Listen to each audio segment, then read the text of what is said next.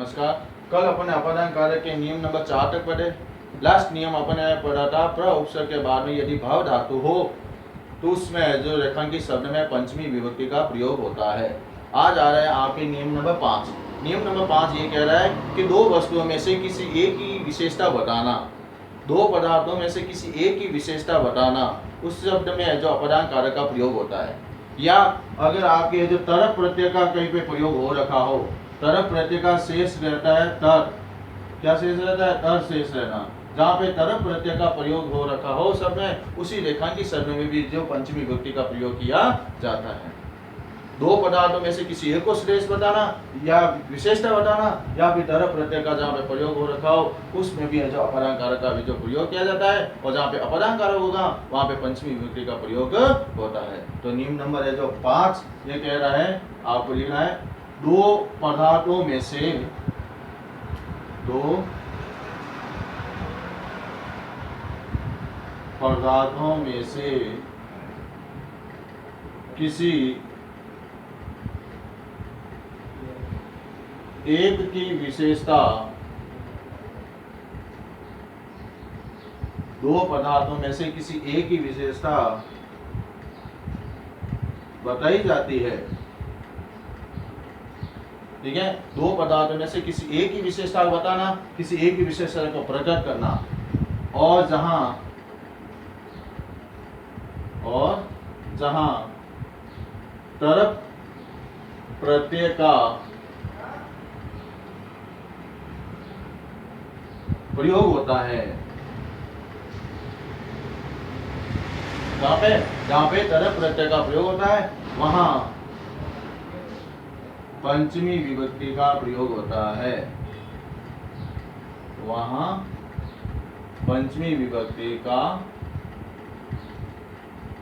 प्रयोग होता है।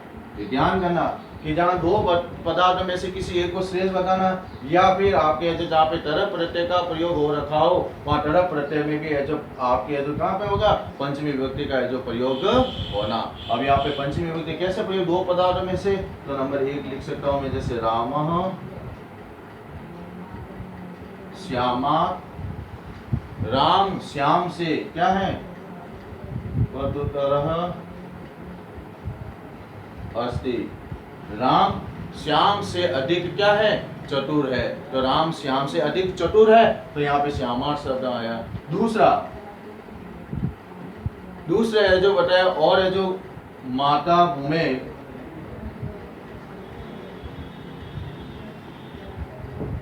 गुरुतरा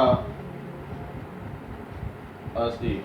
माता भूमि गुरुतरा अस्ति, तो यहाँ माता भूमि से गुरु से भी क्या बताया है, बढ़कर है जो बताया, या है जो अधिक है जो चतुर बताया है, बढ़कर बताया है। तो यहाँ पे गुरुतर तरा शब्द आया है, तो इसके अंदर यहाँ पे जो रेखांकित शब्द में कौन सी विभक्ति हुई, पंचमी विभक्ति। दूसरा है जो आपने एक नियम लिखा था, दो पदार्थों में से किसी एक को श्रेष्ठ बताना, जैसे जननी जन्म भूमि स्वर्गात् अपि गरीयसी। जननी और जन्म भूमि स्वर्ग से भी बढ़कर है, तो यहाँ पर अपन लिख सकते हैं जननी जन्म भूमि स्वर्गात् अपि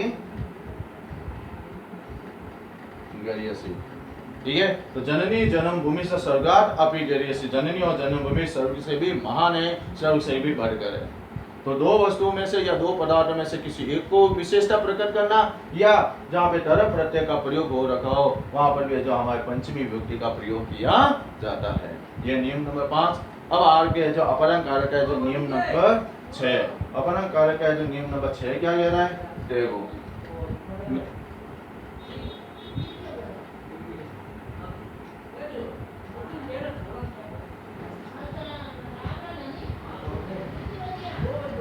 अपादान कारक का नियम नंबर 6 क्या कह रहा है कि जहाँ पे अपादान कारक में नियम नंबर है कि जहाँ पे जो आपके बहि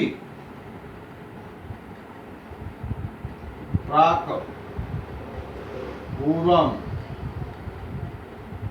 ठीक है, बहि प्राक पूर्वम, अन्य, अन्य का मतलब हो गया बाद में, पृथक, ठीक है, बहि, प्राक, पूर्वम, फिर बताया अन्य, पृथक और परम।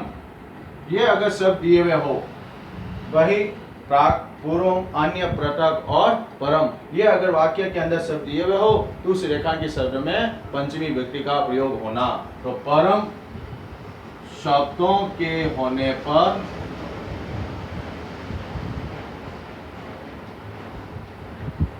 पंचमी विभक्ति का प्रयोग किया जाता है।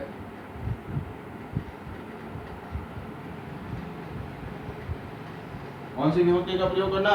पंचमी विभक्ति का प्रयोग किया जाता है, जहां पे बहि, प्राक, पूर्व, अन्य, पृथक और परम शब्दों का जो आपके ये हो। अब कैसे जो होता है इसका उदाहरण,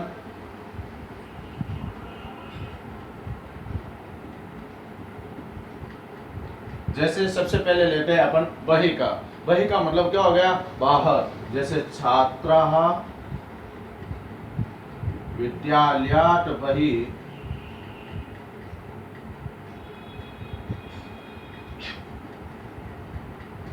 छात्र विद्यालय से बाहर क्या आ जाएगा? गच्छति, जाते हैं। तो ये वही शब्द हुआ। दूसरा प्राक। प्राक का मतलब होता है पूर्व, यानी कि पहले। जैसे ग्रामात् प्राक, गांव से पहले क्या है? नगरम अस्ति। यह है जो गांव से पहले आश्रम है, तो आश्रम अस्ति। आश्रम अस्ति। उसके बाद में आता है पूर्व। पूर्व का मतलब ये होता है पहले। विद्यालय गमनात् गृह कार्यम, विद्यालय गमनात्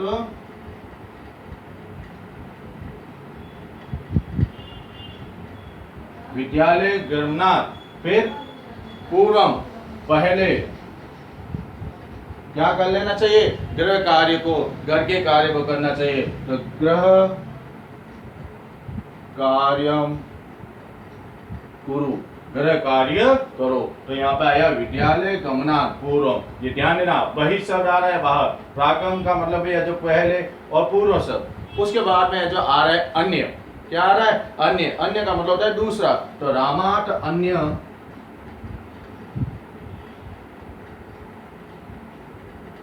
राम के अलावा या राम से दूसरा। अयम कः अस्ति, यह कौन है? अयम कः अस्ति, अन्य। फिर पृथक। पृथक का मतलब क्या हो गया? अलग। नगरात् पृथक,